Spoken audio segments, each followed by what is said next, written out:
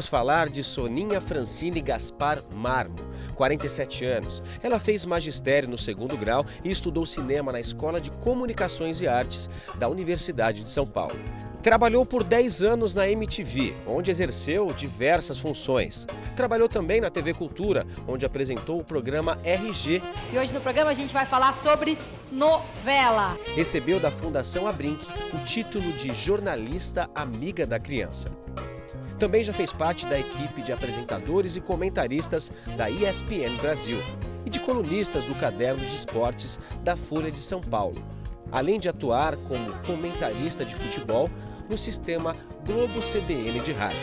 Em 2005 e 2007, por votação na internet, ela foi avaliada como a melhor comentarista esportiva no prêmio Comunique-se. De 2003 a 2013, assinou uma coluna na revista Vida Simples, além de editar um blog na Folha Online e também fazendo parte do programa Saia Justa da GNT. Em sua carreira política, em 2004, Soninha Francine elegeu-se vereadora em São Paulo pelo PT com mais de 50 mil votos. Em 2008, disputou a prefeitura pelo PPS.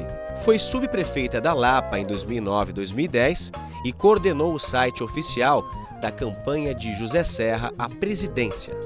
Exerceu a função de superintendente do trabalho artesanal nas comunidades, Sutaco, de 2011 a 2012.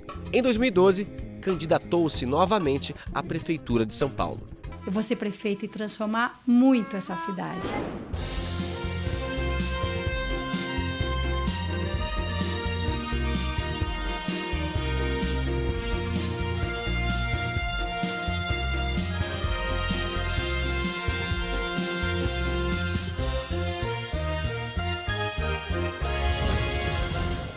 Muito boa noite, meu amigo e minha amiga. O nosso ponto de encontro de final de noite, programa Ponto de Equilíbrio. Toda quinta e todo domingo, 11h30 da noite. Você é o nosso convidado especial.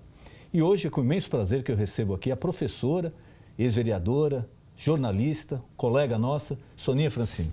Soninha, obrigado por ter aceito o nosso convite. Foi um prazer te receber aqui novamente, né? Prazer estar aqui de novo, com tudo o que isso significa. O outro programa, eu conversando aqui com a Soninha antes de começar, foi muito legal, o papo fluiu muito bem. E era sobre um tema que hoje a gente vai abordar também, que é a política, a nossa vida, né? A vida da sociedade gira em torno disso. E na época estavam aquelas manifestações, tudo, os políticos não sabiam muito bem o que estava acontecendo, para onde ia. Embora todo mundo dissesse que sabia, né? Sabia, até hoje não sabe. Nós ouvimos a voz das ruas. Tá, ouvimos. E o que elas falaram? Qual delas, né? Qual das 500 mil? E agora, porque eu entrevistei alguns políticos aqui e fiz essa mesma pergunta, Sonia. Vamos lá, agora 1 ano e meio passado, afinal de contas, o que foi aquilo? E todo mundo fala, não, e cada um tem uma explicação diferente. Quer dizer, na verdade, ninguém sabe ao certo qual era a reivindicação. Começou com um aumento lá de 20%, 20 centavos, né, na passagem de ônibus. Depois veio, aí coincidiu, bom, eu tenho a minha tese, né? que ali houve alguns momentos. Primeiro, a reação contra o aumento da tarifa de ônibus. Agora, toda vez que aumenta a tarifa do ônibus, tem manifestação, tem quebra-quebra, tem todos os problemas, né? Então, primeiro começou com a tarifa de ônibus. E aí, em São Paulo principalmente, teve aqueles choques muito fortes com a polícia, né? Também. Então, essa repressão completamente desmedida, porque não era uma repressão aos abusos, simplesmente, né? Perderam a noção, o choque virou linha de frente, quando o choque tem que ser a retaguarda, né? O último recurso e tal. Então, aquilo gerou uma outra onda de solidariedade. Muita gente começou a sair para a rua, em outras cidades, inclusive, em solidariedade aos manifestantes de São Paulo que tinham, lembra, ajoelharam na Paulista falando sem violência, e a polícia...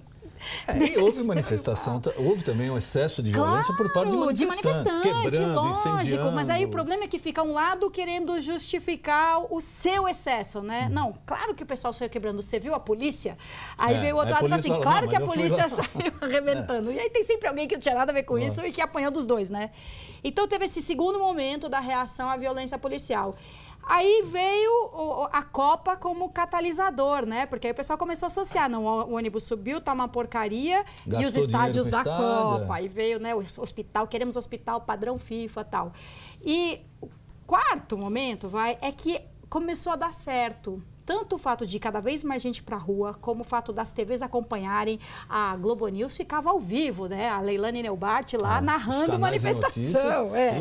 Narrando manifestação. Então isso começou a dar certo e começou a surtir efeito.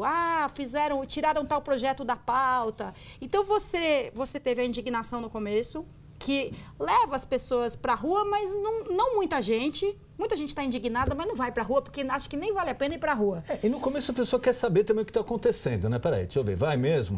Pegou? Vai né? alguém? Pegou? Vai alguém, posso ir? Está seguro? Então tem a indignação que move até certo ponto, mas a satisfação aí move dali em diante. Quer dizer, quando você vê que realmente estão indo, tá dando certo, tá tendo repercussão, isso leva mais gente a sair. Então, por isso que eu acho que, juntando tudo isso, foi crescendo aquele bolo, né? Foram várias pitadas de fermento de tipos diferentes. Agora, o que as vozes diziam...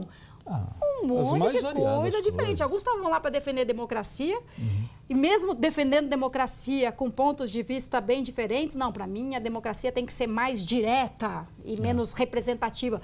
E outros nem aí para a democracia. Tipo, não, tem que baixar uma lei. Tem que baixar uma lei. Teve de tudo, na verdade teve de tudo. Como é natural, né? E o político se perdeu, porque... Cada um olhava para o seu lado, mas ninguém sabia... Porque não foi uma coisa dirigida ao governo federal, estadual, municipal. Ele abrangeu as 3 esferas, né? Foi um negócio forte. O que é até correto, né? Porque às vezes você vira todas as baterias contra uma esfera de governo. Normalmente o municipal sofre mais, porque o prefeito é quem está ali. Não, né? Ninguém mora no estado ou na União, todo mundo mora na cidade, no município. E subprefeito, então? Você não calcula o que sofre um subprefeito. Você passou por isso. O prefeito nem imagina o que é ser subprefeito. É muito mais difícil, porque você manda em tudo. Na verdade, você é responsável por tudo, mas não manda nada. Você não tem autoridade nenhuma, não tem autonomia, não tem recurso financeiro. Mas para a população, você é a autoridade máxima ali da região. Então, sobra muito mais para as autoridades locais.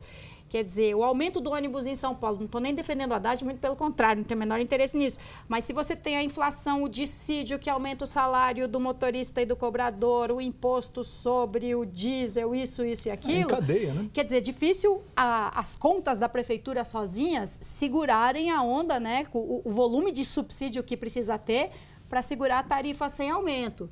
Então, cai nas costas do prefeito. Ou agora a falta d'água, cai nas costas do governador, porque você tem a Sabesp, que é a companhia de abastecimento, que é, né, o maior acionista do governo do estado. Então, o ônibus, o problema é o Haddad, a falta d'água, o problema é o Alckmin. Ali, como deveria ser, aliás, sobrou para todo mundo. Porque ninguém cada esfera tem a sua participação ali. E muito para o legislativo também, né? Também, que se assustou, né? Se assustou. O que é bom, né? É bom. Precisa, às vezes eu penso na escolha errada do Juscelino, né? Que, assim, o maior feito do Juscelino, aquele pelo qual ele é reconhecido, reverenciado, é a construção de Brasília, né? Ele fez algumas outras coisas Criou-se também. uma ilha, o plano... né? Pois é, imagina se o Congresso Nacional fosse ainda no Rio de Janeiro... Eu acho que a pressão popular surtiria muito mais efeito sobre os parlamentares do que como é agora em Brasília. É muito longe, é muito fora de mão. O doutor Ulisses falava isso daí, né? O doutor Ulisses Guimarães, ele sempre falava, tem uma coisa só que assusta o político, é o povo na rua. E o povo na rua com televisão. Porque essas duas coisas se completam muito bem. Eu falo pela experiência de ter sido vereadora. Na porta da Câmara Municipal sempre tem manifestação. Volta e meia está lá a CET, né, desviando o tráfego, porque tem um carro de som, sindicato disso, daquilo, outro. E não tem a menor repercussão. Agora, se sai na televisão, no rádio... Encostou o link de uma TV, é diferente. Muda tudo. Pode ter 1/10 das pessoas. Você tinha 500 manifestantes, mas se tiver 50 com uma câmera aberta ali no jornal ao vivo da hora do almoço... Muda. Então, assim, é o povo na rua... e visível, né? As pessoas têm que... aquele povo na rua tem que repercutir, tem que reverberar. Então, ao menos ali, reverberou pelo volume, principalmente, né? A repercussão do quebra-quebra atuou, como tinha de ser, aliás, né? Agiu contra o movimento. Mas tem gente que defende realmente que sem quebra-quebra não adianta, não resolve. O que é uma estupidez, uma loucura, porque parte para uma violência desenfreada. Não é, quem diz o limite, então, né? Não tem. E assim, não precisa de violência para surtir efeito uma manifestação, precisa de volume e precisa de constância, né? De insistência e tal. Sônia, você sempre se pautou pela transparência na política e muitos candidatos parecem que eles mantêm um certo receio da população em certos detalhes. Vou te explicar mais ou menos o que eu sinto como eleitor. Quando a gente conversa com alguém, você fala, bom, mas você sabe o que um vereador faz? Você sabe o que um deputado federal faz? Você sabe o que um deputado estadual faz, um senador? As pessoas ali já ficam meio na dúvida. Mas aí quando você fala, você sabe quanto ele ganha? Você sabe quanto é a verba de um gabinete? Aí a pessoa é totalmente desinformada. Eu queria até a gente fazer um breakzinho. Agora tem uma externa aqui, que nosso repórter foi para a rua, foi à rua e ouviu o povo. É interessante a reação do povo a esse tipo de pergunta, que em tese devia ter uma informação maior, né? Totalmente transparente à Vamos lá? disposição, Quanto você acha que ganha um vereador em São Paulo? Cara, não sei o certo, mas eu acredito que seja uns 8 conto a 15 mil, de 8 a 15 mil.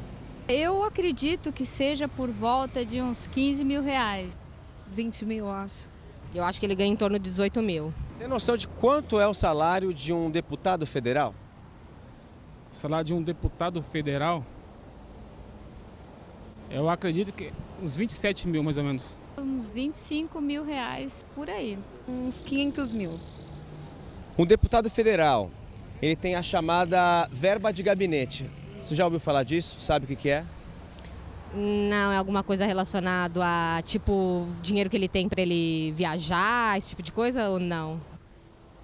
Não sei, verba de gabinete. Já ouvi falar, mas eu não tenho conhecimento. Não, nunca ouvi falar. Verba de gabinete seria para os custos do gabinete, né?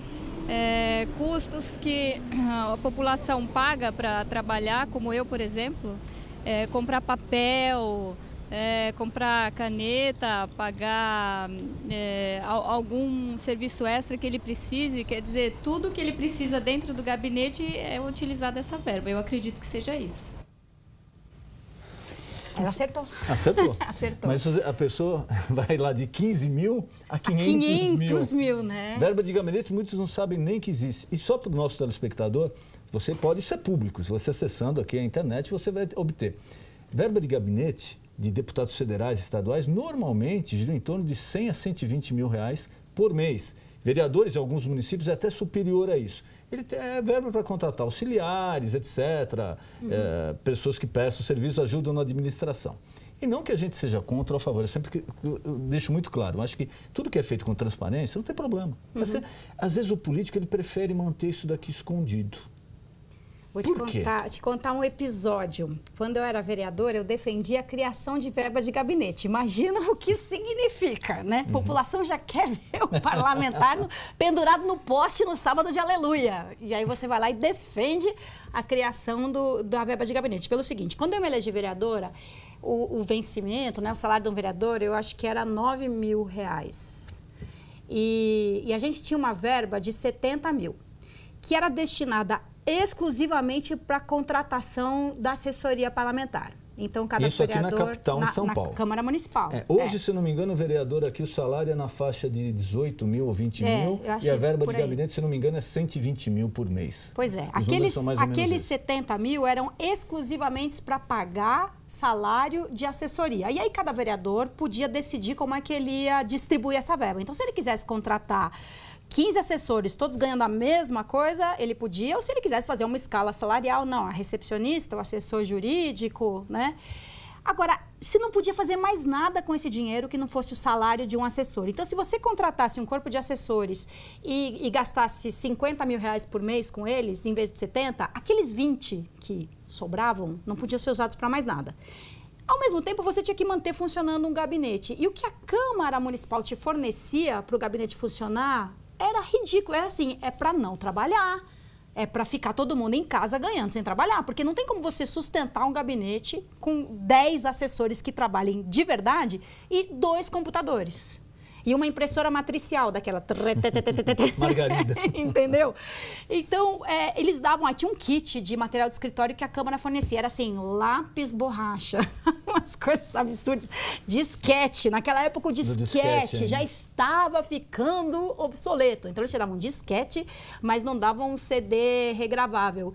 Então assim, você não tinha a mínima condição para trabalhar que qualquer pessoa tem numa empresa em que ela trabalhe. Você não precisa, não é possível que você tenha que levar o sulfite de casa, a tinta da impressora, né? Se quisesse assinar um jornal para ler no gabinete também, não tinha dinheiro para isso. Então o que acontece? O que começa a dar margem para o desvio?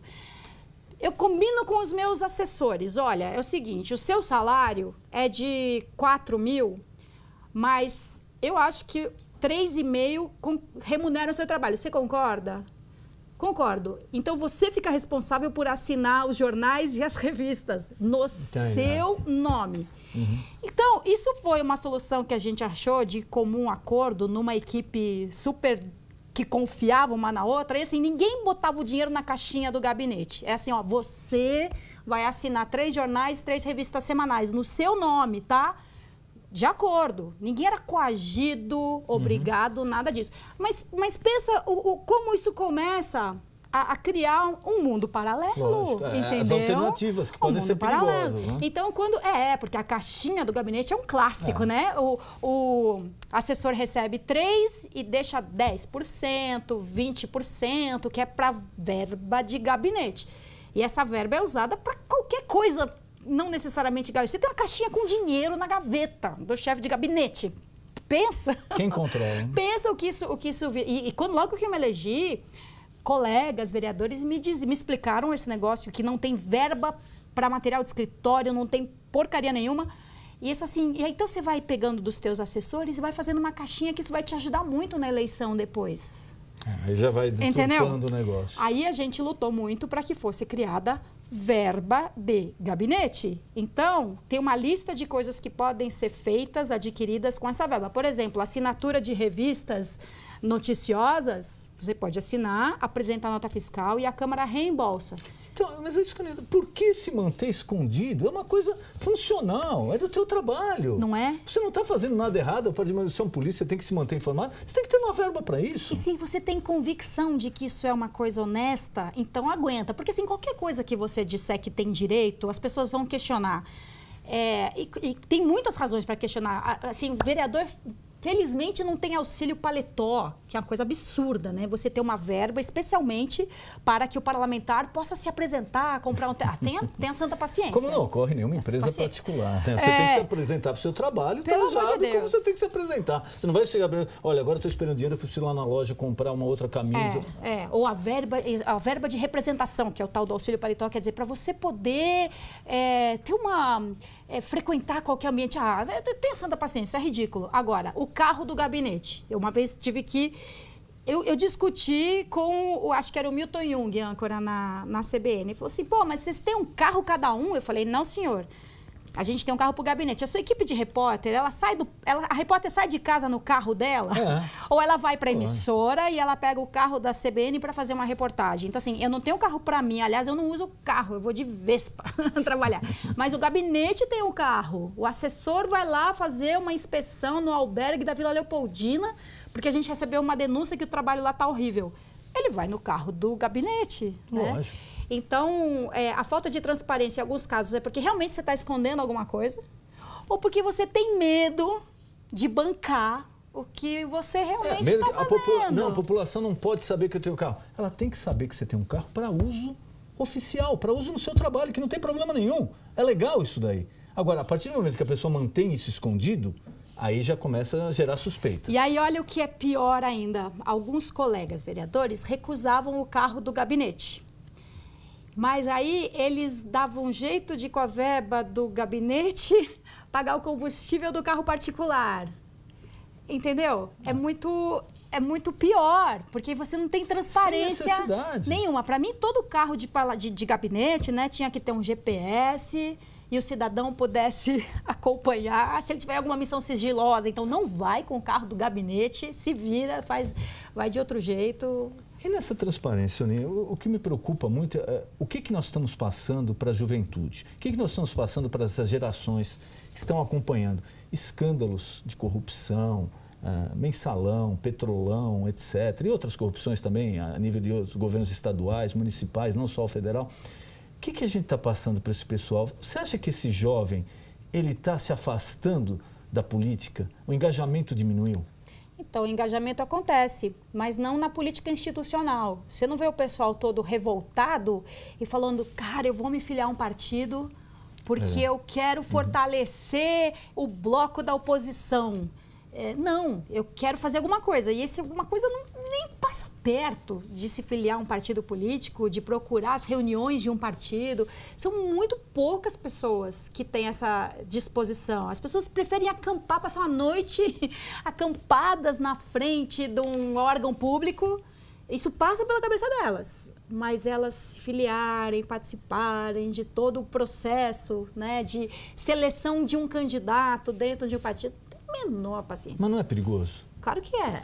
E claro aí, que é. como é que a gente, como imprensa, como vocês políticos, você jornalista também, você é de mídia, o que a gente podia fazer para melhorar um pouco isso? Precisa ter disposição. A gente precisa ter disposição para explicar as coisas, por exemplo. As pessoas estão tão cansadas que elas não querem nem ouvir a explicação. Então, quando eu sou candidata, por exemplo, você tem que se preparar para conquistar a atenção das pessoas, porque no começo elas não querem nem ouvir, só falta atravessar a rua, sabe? Ih, lá vem um candidato. Aliás, só falta não, às vezes elas fazem isso. Tipo, ai meu Deus do céu, lá vem um candidato, não... sai daqui, não chega perto de mim. Já vai vir com aquela conversa fiada.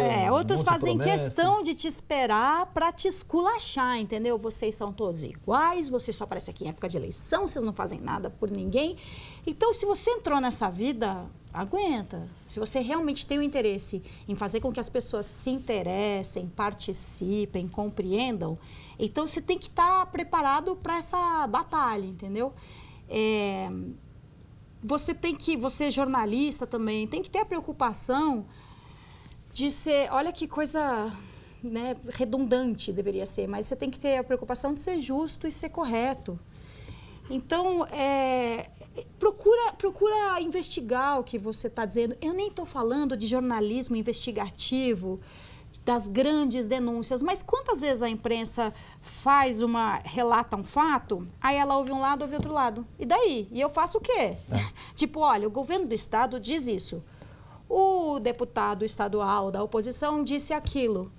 Dá um desânimo no cidadão, né? Quer dizer, eu sei que eu tenho um problema. O governo diz que fez, o deputado diz que não fez. E aí, quem resolve? Entendeu? Então, falta um pouco de disposição aí dos jornalistas, dos nossos colegas, de apurar os fatos e levar ao conhecimento das pessoas o que realmente está acontecendo. Porque senão você vai criando só desinteresse, resistência e má vontade.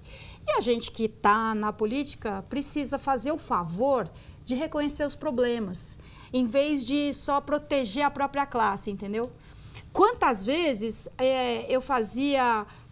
Não era nenhuma denúncia, mas eu falava de alguma coisa que acontecia no Legislativo, que eu achava que não tinha que ser daquele jeito, e as pessoas vinham, os colegas, né, vinham depois me cobrar e falavam assim, você está desvalorizando o Legislativo. Como é que você vai falar uma coisa dessa? Você está deveria ter falado com a gente antes. Não tem nada. Quando eu falava, por exemplo, que nenhum projeto é aprovado sem um acordo prévio. Aliás, nenhum projeto entra em pauta se já não tiver um acordo prevendo que ele vai ser aprovado. Se não for para ser aprovado, ninguém nem vota. É aquela história da reunião antes da reunião, né? Isso, é a reunião do colégio de líderes que consulta as suas bancadas e fala assim, bom, tudo bem, podemos colocar em pauta o projeto tal do vereador tal e esse projeto também do prefeito.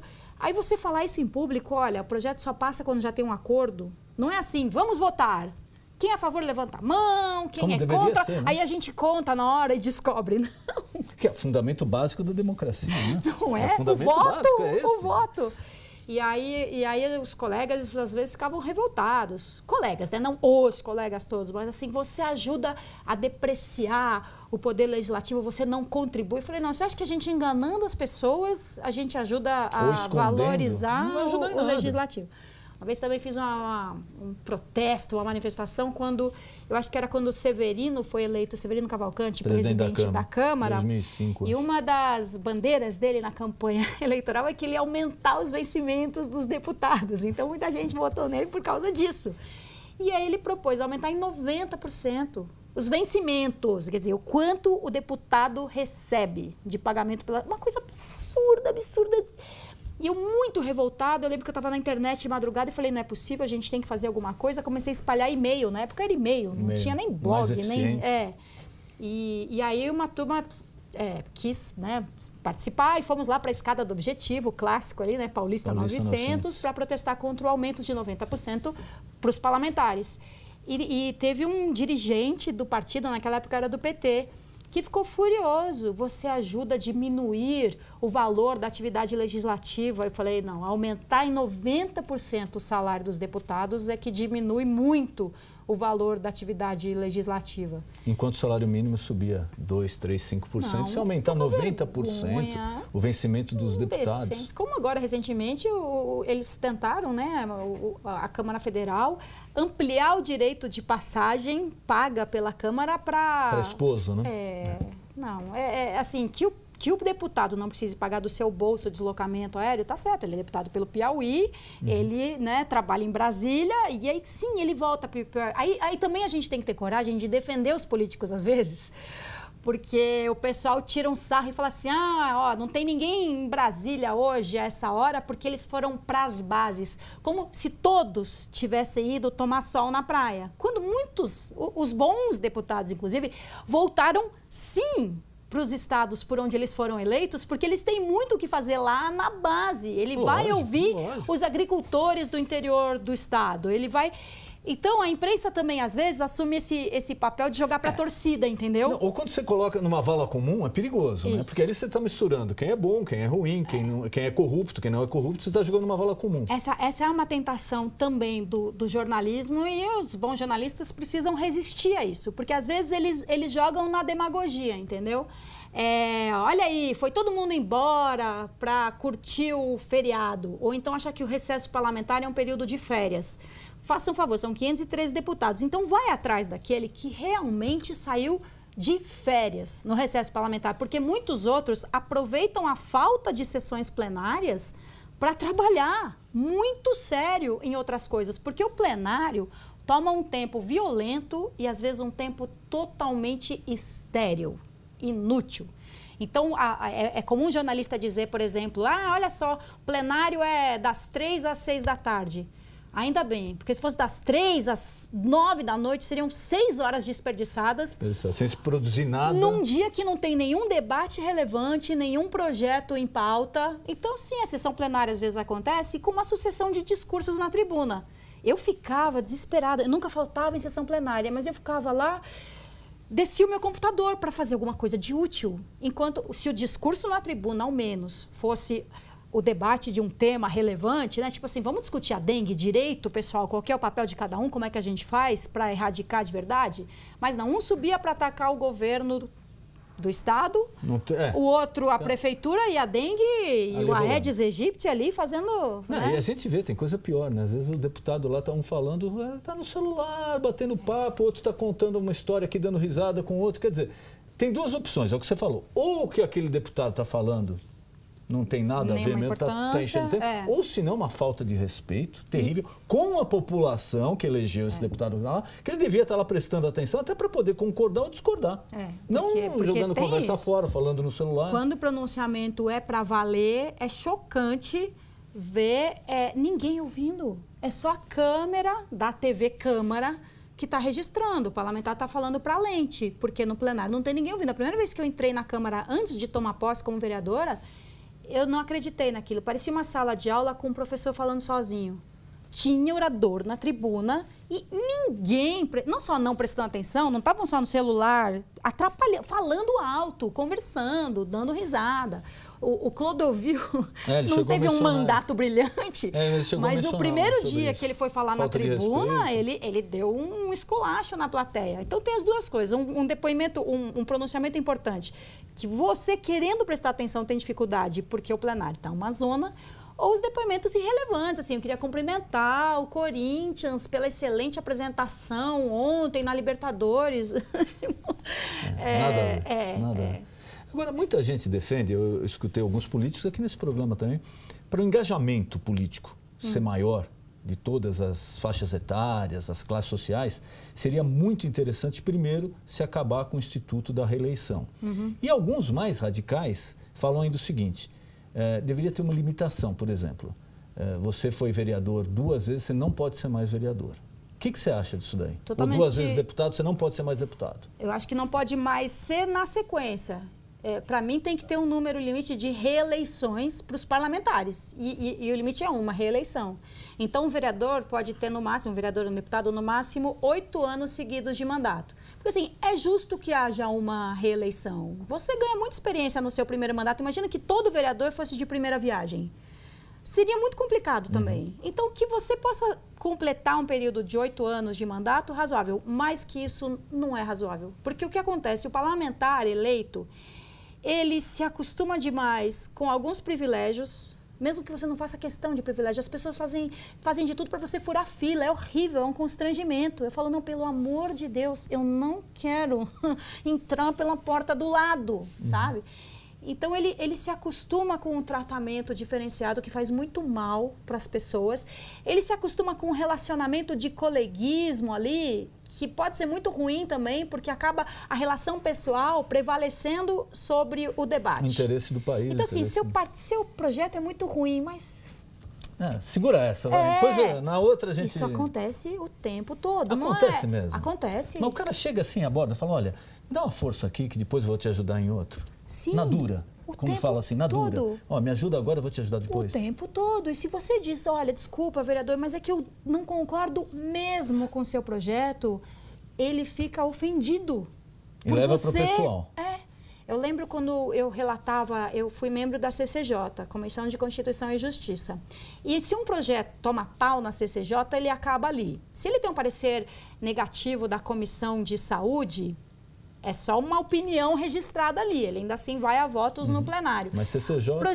Se o projeto é considerado inconstitucional ou ilegal, ele morre ali. Então, é uma votação mais tensa ali, né? E às vezes eu tinha um parecer, o relatório, né? Meu parecer era contrário ao projeto, porque ele era flagrantemente inconstitucional, sabe? Trazia para atribuição da Câmara Municipal matéria que era sobre a qual se dispõe lei federal. Assim, e aí eu dava o parecer contrário. E aí vinha o assessor do vereador, pelo menos quando vinha o assessor, não era tão constrangedor assim, porque às vezes vinha o próprio vereador, dizia assim, ô Sônia, muda seu voto aí, vai, dá uma força aí. Eu falei, mas vereador, eu não posso mudar meu parecer, tá super bem embasado, assim, eu entendo a sua ideia, eu entendo o mérito, mas aqui a gente não avalia o mérito, a gente avalia a constitucionalidade. Pô, Sônia, depois vai ter um projeto seu aí, você sabe como é que é. Muito constrangedor. Na tua trajetória política, qual foi, assim, a sua grande alegria, vamos assim dizer, uma realização, e qual foi a grande decepção? Que você falou, poxa, de repente, isso realmente acontece, eu não vou participar disso. Qual foi a alegria e a decepção até hoje? A decepção foi descobrir o quanto os debates na Câmara eram de mentira. Isso realmente me chocou. Porque eu achei que o meu sofrimento na Câmara seria defender um projeto que enfrentaria muita resistência dos opositores. Projetos ambientais, por exemplo. Normal, é para debater mesmo. Claro, imaginei que as pessoas podiam ter muita resistência e dizer assim, imagina, isso vai dar um prejuízo, isso vai... É frequente quando se trata de projeto ambiental dizer, não, isso vai diminuir a competitividade das empresas, porque elas vão ser obrigadas a gastar mais. Eu esperava isso. Mas não é assim. Na verdade, é do tipo, eu voto no seu, você vota no meu. Então, isso para mim foi desolador. Eu não preciso e nem devo. Não adianta eu tentar te convencer que o meu projeto é razoável, porque o gasto maior aqui num primeiro momento vai resultar num ganho a longo prazo, não só para a empresa, mas nada. Não adianta. Não faz diferença. Se eu votar no seu projeto, você vota no meu. Se eu não votar no seu projeto... É terrível, uma grande decepção. Então, eu vim do debate em televisão, né, em que eu sentava aqui um ministro, ali um líder estudantil, ali uma dona de casa, e ali era um debate de verdade, num programa de televisão, que não tem nenhum poder deliberativo. Aí quando você chega na Câmara achando que lá sim vai acontecer. Achando que, não, já treinei muito, já tive aqui o Eurico Miranda e aqui um jogador, né? Nada, mentira. Então isso foi triste e ver o quanto colegas com quem, em princípio, eu me identificava, ideologicamente, né, nessas pautas de urbanismo, meio ambiente, e que estavam completamente adaptados a esse modo de fazer as coisas, entendeu? Eles só me diziam assim, questão de tempo, depois você acostuma. Eu falei, mas eu não quero O Delfim Neto acostumar. tem uma frase que eu acho muito interessante. Ele fala, quando a pessoa, não, eu vou chegar no poder, eu vou fazer isso, aquilo. O Delfim sempre fala, cuidado, o poder domestica. Boa. E infelizmente é verdade, porque a pessoa às vezes chega lá engajada, vai fazer coisa, de repente você fala, mas o cara não fez nada daquilo lá, por quê? Porque o poder domestica. E alegria, conta pra mim. Olha, posso falar em pelo menos duas. Decepções havia outras, mas vamos falar de duas alegrias. Fala de coisas boas. Uma é descobrir que com toda a minha teimosia, a minha resistência aos costumes da casa, por exemplo, eu passei por momentos muito difíceis, momentos em que assim, qualquer coisa que tivesse meu nome era vetada, boicotada, sabotada, me ofendiam na tribuna, uma coisa horrorosa, assim. Mas que eu mantendo a coerência e o pé firme naquilo, eu acabei tendo respeito até de inimigos. Inimigos declarados, assim. Tem inimigo que hoje é ministro, pensa. Dizia, era presidente da Câmara naquela ocasião. Uma posição honesta. Ele botou o dedo no meu nariz uma vez e falou assim, eu vou acabar com você. Assim, esse era o modo que ele operava, né?